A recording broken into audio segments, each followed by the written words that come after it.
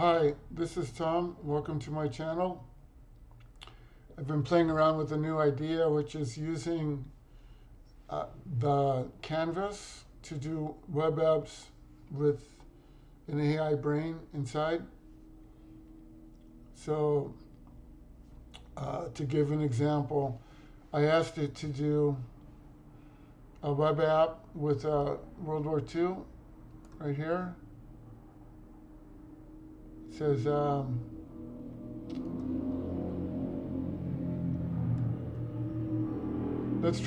let's do a World War II one. Make a number of tabs where each tab allows for exploring World War II in a different way. And I asked for 3 tabs. And then this is what it came up with. Okay, so the one I liked the best was the war room, the what if. So I can come in here and I can ask, what if something different had happened?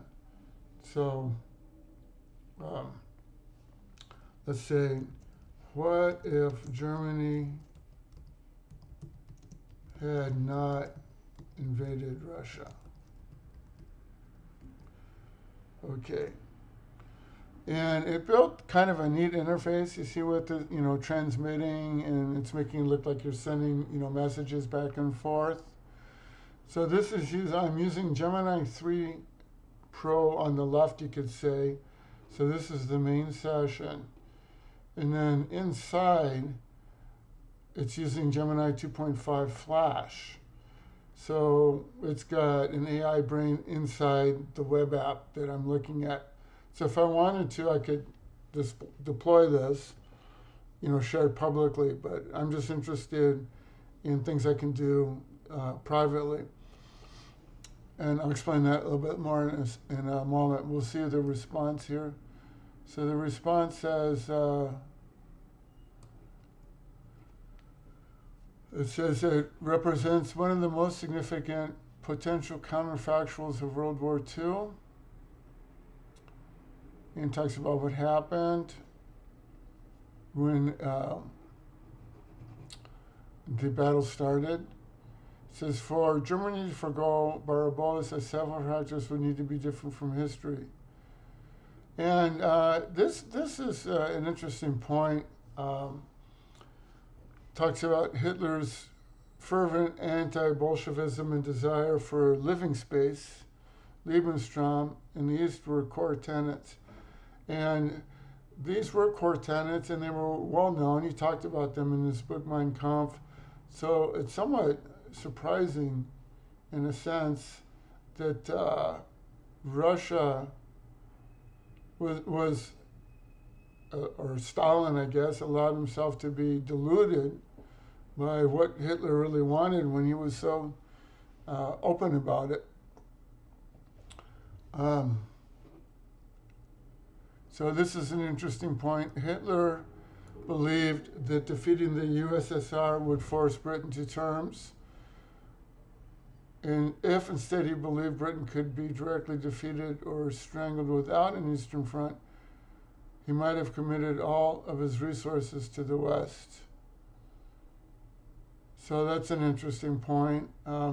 So Hitler wasn't really against Britain per se, because he viewed the Brits as being part of the same race, the Anglo-Saxon race, and so he would have been happy to have had Britain just agree to stand aside, and Britain could manage its empire, and Germany could do what it wanted to do.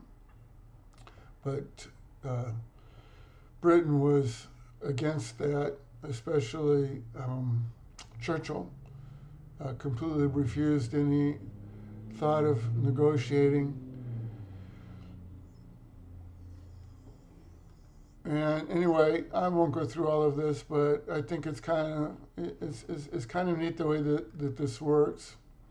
And I'll explain a bit of the motivation behind this app, and also a little bit about how it works. Okay, so the motivation is that in a chat session, what the way that things interact is very limited. So you basically just have text coming back. Now I can do things like generate images and do different things that way, but that's very computationally expensive and slow. It's not able to do the things that you could do in a web app, with different types of widgets and drop downs and tabs and all sorts of things you can do with web apps. And so that's the premise here, is I want to be able to do something that's session-like, but in a user interface that's more interesting. So that's the concept that I'm working with here. Now, how this works is it's connecting to Gemini 2.5 Flash. So I'll have it create a web app in Canvas and then interact with it. And it has an AI brain with Gemini Flash. So I'm going to ask it, I'm going to ask it to do a demo. So do a demo of your choice, any subject I can show on YouTube. All right, so let me give that as a prompt. I'm kind of curious to see what it'll come up with. So this implementation, I'm using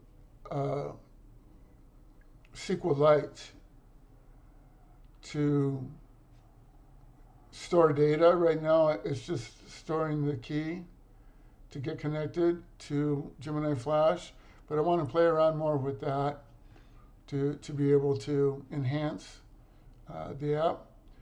Okay, so here it's come up with something, it's building it. And again, this is Gemini 3. And you can see how fast it is. I think explaining the technology that it's using. So I said it could do whatever it wanted. So it's doing ancient Rome. Oh, any time period. Okay. And it's Chronos, the temporal field assistant. Okay, let's see what this looks like. All right, so here I'm going to grab the API key to connect. So you get your key from Gemini, and it's free for the time being. And even when it's not free, it's really cheap. It's like 25 cents an hour. Let's see, so it looks like it's initiating here. What? I'm not sure. Equip, paradox, execute sequence. It just did this, so it's doing whatever it wanted, so I'm not sure how this works. Hopefully it doesn't take, okay, here we go. It says, you defy the icy embrace of the North Atlantic, plucking a soul from its destined demise. So it looks like it's doing kind of a textual kind of game here.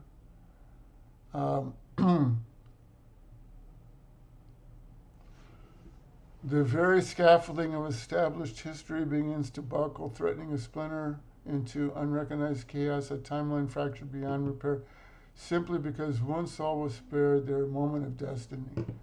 Okay, what is this one here? Oh, so I click this each time?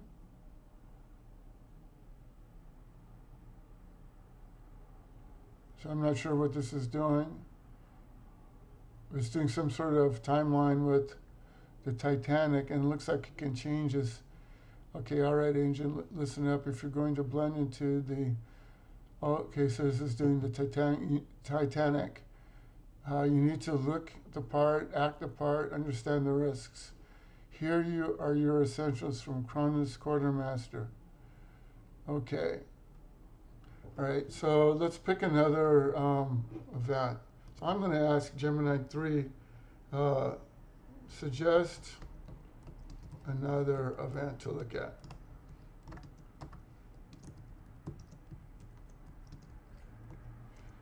So this is pretty cool. I haven't done this before, to where I've got two different AI going here. I got 2.5 Flash on the right, and I've got Gemini 3 on the left.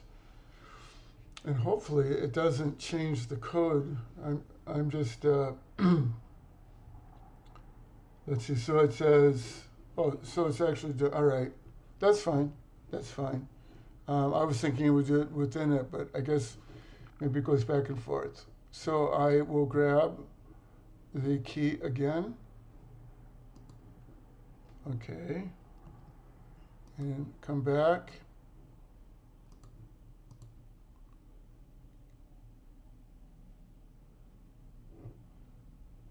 Okay, I'm not sure what it did there, because I was expecting to type this in. So let me try typing this in. I'm not sure why it made me log in again. So Pompeii.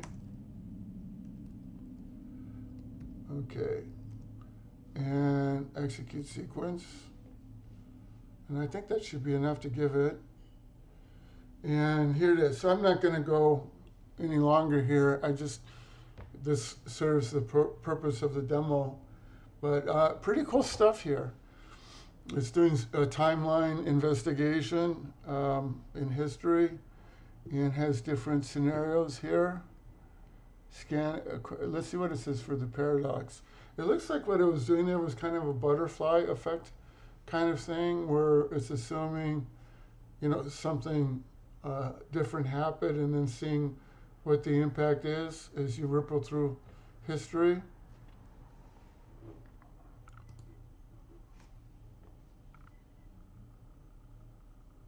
It's got an interesting effect as it's, the horizontal line going down.